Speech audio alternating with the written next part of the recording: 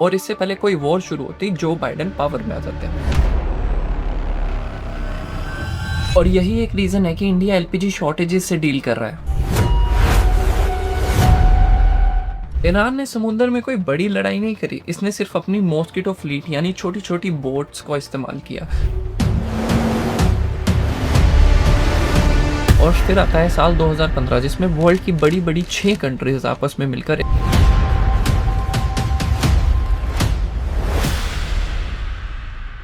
Straight of Hormuz, ये नाम तो आप काफी जगह सुन चुके होंगे, लेकिन इसमें ऐसा क्या है कि इसने यूएस जैसी सुपर पावर को ईरान के साथ डील करने पर मजबूर कर दिया। स्ट्रेट ऑफ हॉर्मुज एक समुद्री रास्ता है जो पर्शियन गल्फ को गल्फ ऑफ ओमान के साथ जोड़ता है। आजकल ये इसलिए ज्यादा चर्चे में है क्योंकि ईरान ने इस चौक पॉइंट को बंद कर दिया है। इसके नॉर्थ में ईरान है और इसके साउथ में ओमान है। मैं इसे चौक पॉइंट इसलिए कह रहा हूँ क्योंकि अगर आप इसे देखें तो ये सिर्फ 33 to 39 किलोमीटर वाइड है और जो वेसल्स होती हैं वो सिर्फ गहरे पानी से निकल सकती हैं, जो कि सिर्फ 10 से 12 किलोमीटर चौड़ा है। मैं आपको समझाता हूँ कि इस जगह की स्ट्रेटेजिक इंपॉर्टेंस क्यों इतनी ज्यादा है। तो पूरी दुनिया में सी के थ्रू लगभग 80 मिलियन बैरल का ऑयल ट्रेड होता है, जिसमें से 20 से 23 मिलियन बैरल सिर्फ स्ट्रेट ऑफ हॉर्मुज के थ्रू होकर निकलता है, यानी कि दुनिया का 25%, जिसमें सबसे बड़ा कंट्रीब्यूशन सऊदी अरेबिया का होता है। ये आपके सामने टेबल है हर कंट्री के कंट्रीब्यूशन की। ऑयल के साथ साथ एलपीजी और एलएनजी का ट्रेड भी 20% से ऊपर है। कतर वर्ल्ड का सबसे बड़ा एलएनजी एक्सपोर्टर है जो ग्लोबल सप्लाई का 20% एलएनजी प्रोड्यूस करता है और वो हॉर्मुज से ही एक्सपोर्ट की जाती है। साथ ही वर्ल्ड की 30% एलपीजी भी हॉर्मुज से होकर निकलती है। और यही एक रीजन है कि इंडिया एलपीजी शॉर्टेजेस से डील कर रहा है, क्योंकि इंडिया की 90% एलपीजी स्ट्रेट ऑफ हॉर्मुज से होकर आती है।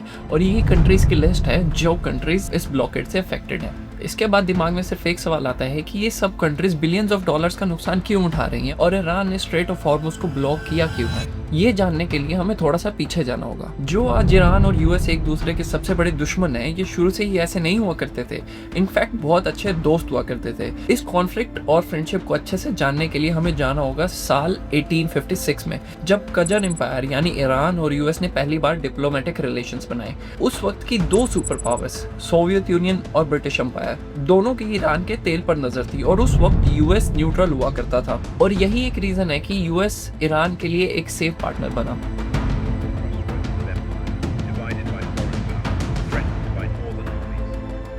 1920 में रेजा शाह पाहलवी का जब ईरान पर कंट्रोल शुरू हुआ तो उन्होंने ईरान के इंफ्रास्ट्रक्चर को बिल्ड करने के लिए अमेरिकन इंजीनियर्स को बुलाया और अमेरिका ईरान का डेवलपमेंट में पार्टनर बन गया। सेकेंड वर्ल्ड वॉर के बाद सोवियत यूनियन ने ईरान में अपनी मिलिट्री प्रेजेंस बढ़ा दी और सिचुएशन उस वक्त पर काफी सीरियस हो चुकी थी। तब यूएस के प्रेसिडेंट ट्रूमन ने सोवियत यूनियन को ईरान से बाहर जाने की वार्निंग दी और उसी वक्त पर कोल्ड वॉर की शुरुआत हुई थी। और ये वो वक्त था जब ईरान को अमेरिका एक प्रोटेक्टर भी लगने लगा, क्योंकि अमेरिका चाहता था कि सोवियत यूनियन ईरान से बाहर चले जाए। और उसके बाद एक बहुत ही ज्यादा इंपॉर्टेंट चीज हुई। 1951 में ईरान के प्राइम मिनिस्टर मोहम्मद मोजादेक एक बोल्ड डिसीजन लेते हैं और ब्रिटिश ऑयल कंपनी को ईरान से बाहर कर देते हैं, यानी कि अपने ऑयल को नेशनलाइज कर देते हैं, क्योंकि ईरानियन ऑयल का सबसे ज्यादा फायदा ब्रिटिश कंपनी को हो रहा था उस वक्त पर। और साथ ही साथ उस वक्त ऑयल सिर्फ एक रिसोर्स नहीं था, पावर था। और उस वक्त पर ब्रिटेन यूएस के पास जाता है मदद मांगने। और यूएस वर्ल्ड वॉर 2 के बाद बहुत ज्यादा स्ट्रॉन्ग हो चुका था और ये वो वक्त है जब ईरान और यूएस की पार्टनरशिप चेंज होने लगती है।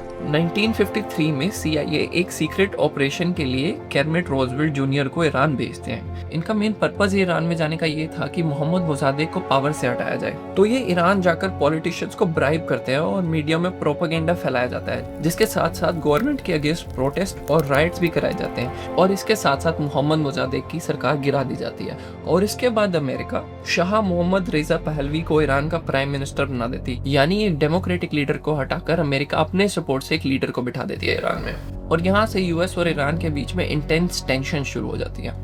तो अब यूएस के हिसाब से तो सब कुछ ईरान में सही चल रहा था, लेकिन ईरान के कुछ सिटीजन्स थे जो इस डिसीजन से खुश नहीं थे। 1960s और 70s में ईरान बाहर से तो बहुत सुंदर दिखता था, modern cities, western culture, American weapons. पर सच्चाई में शाह रेजा की सीक्रेट पुलिस थी एक सावक के नाम से, जो गवर्नमेंट के अगेंस्ट कुछ कहता था उन लोगों को टॉर्चर किया करती थी वो। इस वजह से रिलीजियस लीडर्स, स्टूडेंट्स और नॉर्मल लोगों में धीरे धीरे से गुस्सा बढ़ रहा था। और 1979 में एक नाम ऊपर आता है, आयतोल्ला खमेनी। वो उस वक्त पर फ्रांस में बैठकर स्पीच स्पीचेस दिया करता था, उसकी आवाज़ों को कैसेट्स में रिकॉर्ड कर कर ईरान पहुंचाया जाता था। तो आयतोल्ला खमेनी को सुनकर लोग सड़कों पर उतर आए, बहुत बड़े बड़े प्रोटेस्ट हुए, वायलेंस बहुत ज़्यादा बढ़ चुका था उस वक्त तक ईरान में। उसी के साथ साथ ब्लैक फ्राइडे मैसेकर जैसी बड़ी बड़ी चीज़ें हुई, और इन्हीं सभी चीज़ों की वजह से शाह रेज़ा जो है वो ईरान छोड़कर भाग जाता है और इस्लामिक रेवोल्यूशन सक्सेसफुल हो जाता है।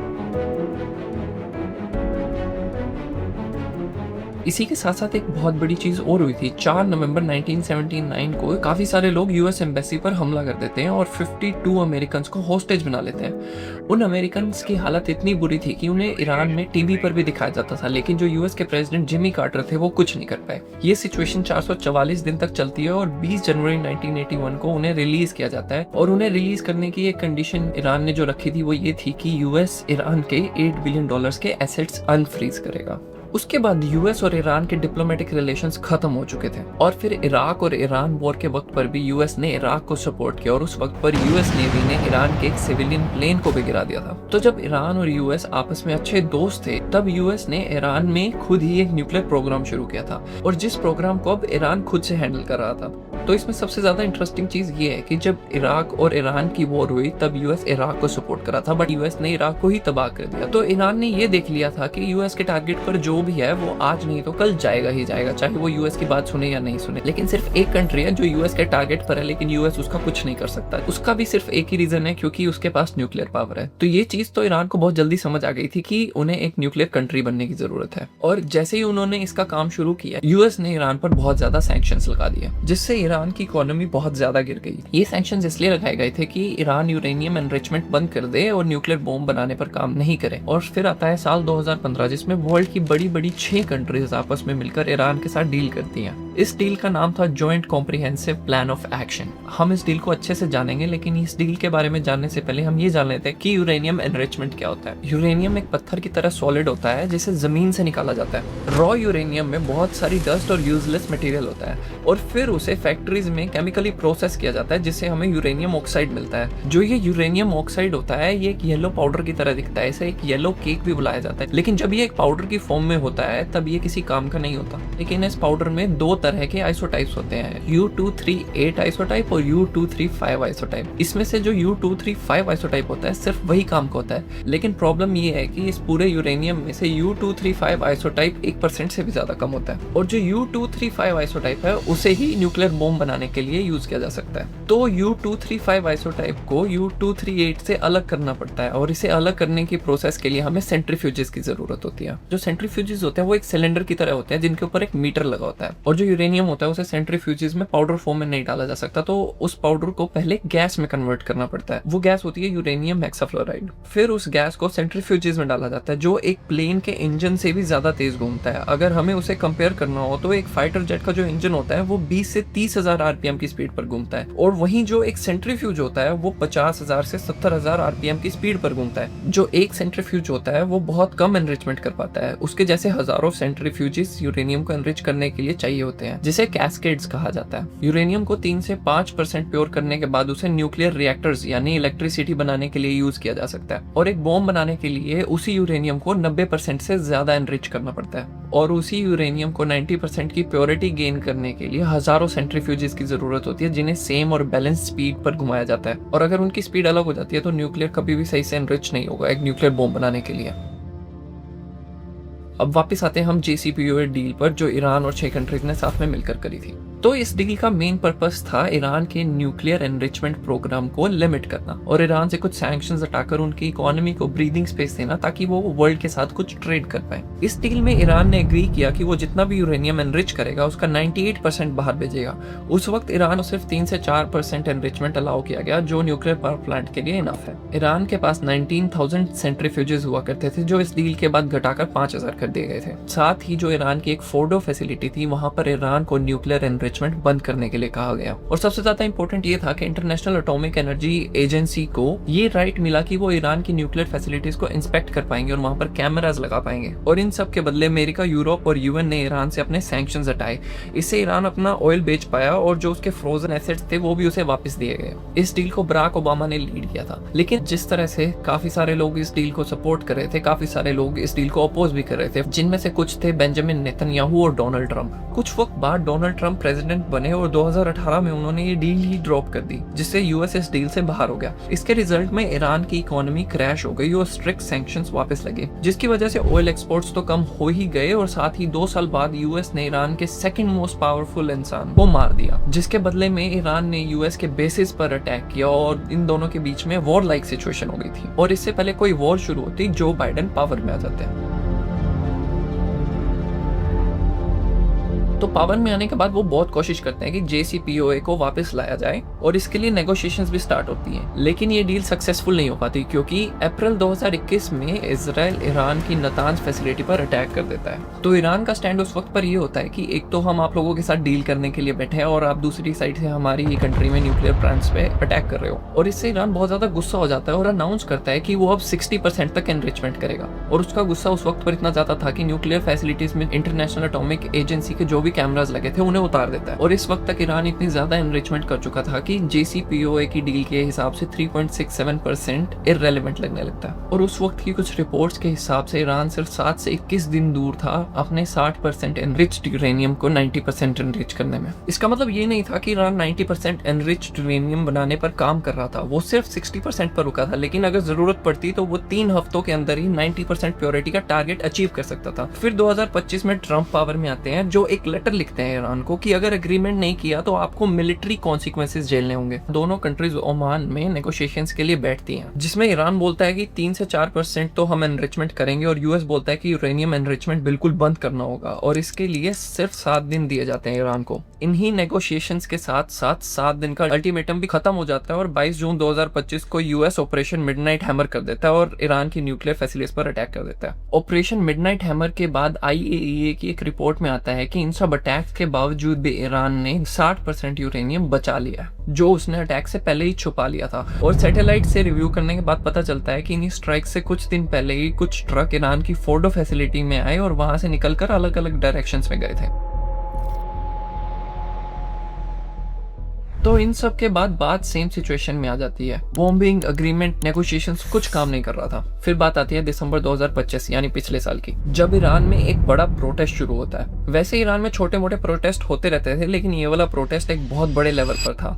ईरान ने ऐसे प्रोटेस्ट अपने आसपास की कंट्रीज में पहले देखे थे, तो इसलिए उन्होंने बिल्कुल भी होल्ड बैक नहीं किया और उन प्रोटेस्ट में लगभग 5000 लोगों को मारा गया। ईरान ने एविडेंस दिया कि इस प्रोटेस्ट में उन्होंने यूएस और इजराइल के एजेंट्स को पकड़ा और ये प्रोटेस्ट यूएस और इजराइल ने रेजिम को वीक करने के लिए कराए थे। तो इस साल 2026 में यूएस ने कांस्टेंट प्रेशर बनाकर रखा है ईरान पर और इजराइल भी कांस्टेंटली वार्न कर रहा था कि ईरान के पास न्यूक्लियर और मिसाइल प्रोग्राम्स है जो वो अभी भी एक थ्रेट है। उसके बाद 28 फरवरी को US operation epic fury launch कर देता है और इस ऑपरेशन में इजराइल भी यूएस की मदद करता है और मेजर स्ट्राइक्स करता है ईरान में। इसमें ईरान का सुप्रीम लीडर अली खमेनी मारा जाता है। अली खमेनी के बाद भी इजराइल और यूएस की स्ट्राइक्स ईरान पर होती रहती हैं और ईरान के पास इतनी बड़ी टेक्नोलॉजी तो नहीं है कि वो यूएस तक मिसाइल्स मार सके। तो ईरान क्या करता है, अपने आसपास जो भी गल्फ कंट्रीज है जहां पर यूएस के मिलिट्री बेसिस है, उन गल्फ कंट्रीज पर अटैक करना शुरू कर देता है। और जो यूएस के मिलिट्री पर्सनल्स थे वो अगर होटल या फिर किसी भी सिविलियन एरियाज में जाते थे तो ईरान वहां पर भी बॉम्बिंग करता था। तो जब ईरान ने गल्फ कंट्रीज पर अटैक करना शुरू करा, तब जाकर यूएस और इजराइल को रियलाइज हुआ कि ईरान को जितना कमजोर समझा जा रहा था, ईरान एक्चुअल में उतना कमजोर नहीं है। तो इन सब से हुआ ये कि जिन कंट्रीज को यूएस ने पेट्रोल डॉलर्स में बेचने के लिए सिक्योरिटी का प्रॉमिस किया था,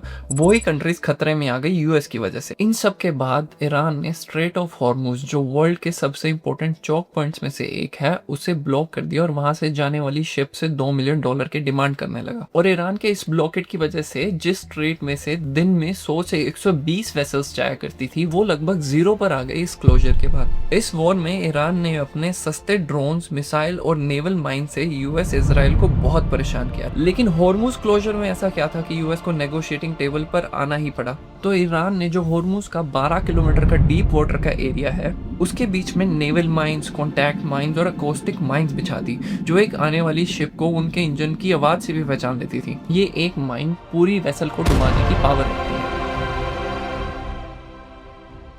ईरान ने समुद्र में कोई बड़ी लड़ाई नहीं करी, इसने सिर्फ अपनी मॉस्किटो फ्लीट यानी छोटी छोटी बोट्स का इस्तेमाल किया जो काफी फास्ट मूव करती हैं और इनके लिए छोटे छोटे आइलैंड्स पर छुपना भी आसान होता है और ये रडार सिस्टम को भी आसानी से ब्रीच कर सकती हैं। साथ ही छोटी छोटी बोट्स के लिए माइंस बिछाना भी आसान होता है। ये एक कंट्रोल्ड ब्लॉकेड था, फुल क्लोजर नहीं था। इसका मतलब यह कि ईरान ने सिलेक्टिव वेसल्स पर अटैक किया और डर बनाया बाकी शिप्स में, ताकि कोई भी शिप ईरान की सिक्योरिटी के बिना वहां से नहीं निकल पाए। तो जैसे इन वेसल्स पर बॉम्बिंग होने लगी, बॉम्बिंग होने से इन वेसल्स के इंश्योरेंस का प्राइस भी ऊपर जाने लगा और कुछ इंश्योरेंस कंपनीज ने इन वेसल्स को इंश्योरेंस देने से भी मना कर दिया। ईरान को पता था कि इस ब्लॉकेड से चाइना और इंडिया जैसी बड़ी बड़ी कंट्रीज अफेक्ट होंगी और फिर वो यूएस पर प्रेशर बनाएंगी ताकि यूएस नेगोशिएटिंग टेबल पर आए। और ऐसा ही हुआ। यूएस और ईरान के बीच में सीज फायर तो हुआ, लेकिन ईरान और यूएस फिर से एक लूप में फंस गए हैं जिसमें यूएस कहता है कि न्यूक्लियर एनरिचमेंट बंद करना होगा, लेकिन ईरान कहता है कि 3 से 5% एनरिचमेंट तो हमारा राइट है। तो इस सीज फायर के बाद यूएस और ईरान में डील ना होने की वजह से एक स्टेलमेंट जैसी सिचुएशन बन गई है, जिसकी वजह से सब कंट्रीज को अपने हिसाब से मेजर्स लेने पड़ रहे हैं। तो आपके हिसाब से इस वॉर में नुकसान सबसे ज्यादा किसका हुआ? यूएस का, इसराइल का, ईरान का या फिर एशियन कंट्रीज का?